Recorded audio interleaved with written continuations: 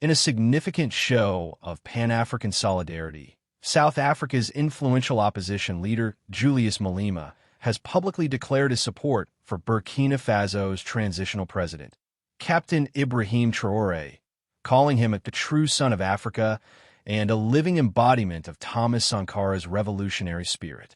The endorsement marks a powerful moment in the growing alliance between anti-imperialist leaders and movements across the African continent, and underscores a broader continental shift toward political independence, resource sovereignty, and African unity.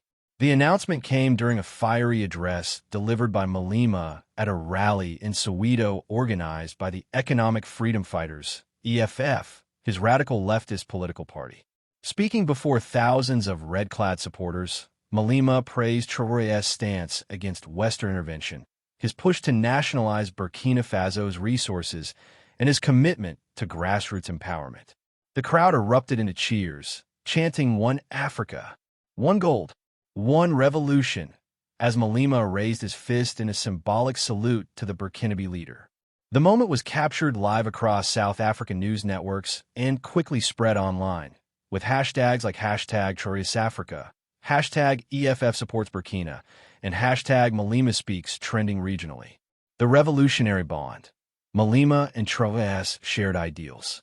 While geographically distant, Malema and Traore are bonded by a common political philosophy, one that champions African ownership of resources, rejects neo-colonial economic models, and promotes continental unity. Captain Traore, who seized power in a 2022 coup amidst growing insecurity and frustration with the previous government's pro-Western stance, has since become a symbol of resistance in the Sahel. His administration expelled French troops, restructured mining contracts, and aligned with other military-led governments in Mali and Niger through the formation of the Alliance of Sahel States. Malema, for his part, has long advocated for the nationalization of South Africa's mines and banks, and has consistently denounced Western economic imperialism. His admiration for Thomas Sankara, the slain Burkinabe revolutionary president, is well documented, and he has often lamented the lack of modern African leaders who carry Sankara's legacy forward. In Traore, Malema appears to have found just that figure. Sankara lives in the heart of Traore, Malema said. He is not afraid to die for Africa. That's the leadership we need. South Africa's youth rallied behind Traore. In the days following Malema's remarks, several youth organizations in South Africa expressed formal solidarity with Burkina Faso. The EFF Student Command issued a statement praising the Traore administration for breaking the chains of neocolonialism, while leaders of the Pan-Africanist Youth Congress called for an official visit by Traore to South Africa to strengthen revolutionary ties. Social media platforms were flooded with messages of support. Young South Africans, many disillusioned with the slow pace of post-apartheid economic reform, praised Burkina Faso's bold nationalizations and self-defense strategies. Memes comparing Traore to Sankara, Lumumba, and Gaddafi circulated widely, alongside calls for more African nations to cut ties with the West and rise together. Political analysts note that Malema's embrace of Traore is not just ideological, it's strategic. By aligning himself with a rising wave of military-backed Pan-Africanism in the Sahel, Malema is positioning the EFF as a continental movement, not just a domestic political party. The response from Burkina Faso. The Burkinabe presidency quickly acknowledged Malema's endorsement. In a statement issued by the transitional government spokesperson, Burkina Faso thanked the brave people of South Africa and the leadership of the EFF for their unwavering commitment to the liberation of Africa. This solidarity is not merely symbolic, the statement read.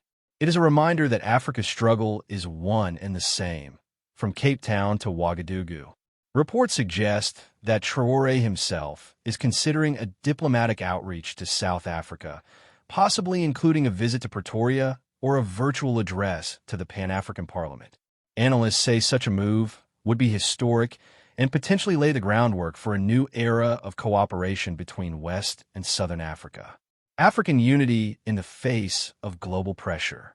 The Malema, Traore alliance is emerging at a time when many African nations face increasing pressure from Western institutions over their political choices. Burkina Faso, Mali, and Niger have been criticized and even sanctioned by ECOWAS and international actors for their military-led transitions and alliances with Russia and Iran. However, Malema has rejected the Western narrative that such governments are illegitimate or dangerous, instead pointing to the failures of liberal democracies in Africa to deliver tangible results for the people. They call Traore a dictator, Malema said, but he is feeding his people, defending his borders, and building schools with gold money that used to vanish to France. Who, then, is the real criminal? He urged African countries to reject foreign-imposed definitions of democracy and warned that unless Africa unites economically and militarily, it will continue to be manipulated and plundered. Malema's speech also criticized institutions like the World Bank, IMF, and AFRICOM, accusing them of enabling neo-colonial control under the guise of development and security. Toward a new Pan-African axis, some experts believe the show of support between South Africa's EFF and Burkina Faso could evolve into a more formal alliance, a South-South ideological axis promoting radical economic reform and continental autonomy. He believes that if other youth-driven movements in Senegal, the DRC, and Kenya follow suit, the Pan-Africanist bloc could reshape the African Union and challenge the dominance of pro-Western elites across the continent. Despite the excitement, challenges remain. Both Traore and Malema face opposition at home and abroad. In Burkina Faso, the ongoing fight against extremist insurgents continues to drain resources and test public patience. In South Africa, Malema's EFF has struggled to win national elections, despite its growing popularity among youth.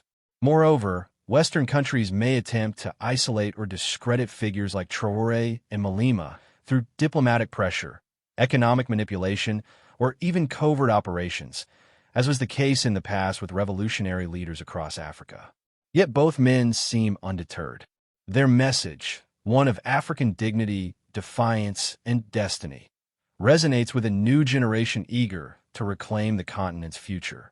The open support from Julius Malema for President Ibrahim Traore is more than political theater. It is a declaration of ideological kinship across national borders. It represents a rekindling of the Pan-African dream envisioned by the likes of Kwame Nkrumah, Amilcar Cabral, and Thomas Sankara. As Africa stands at the crossroads of a new century, figures like Traore and Malema are not merely dissenting voices. They're shaping the direction of a continent that is beginning, at last, to speak with its own voice. Whether this leads to lasting change or meets resistance from entrenched powers, one thing is clear: a new African consciousness is rising.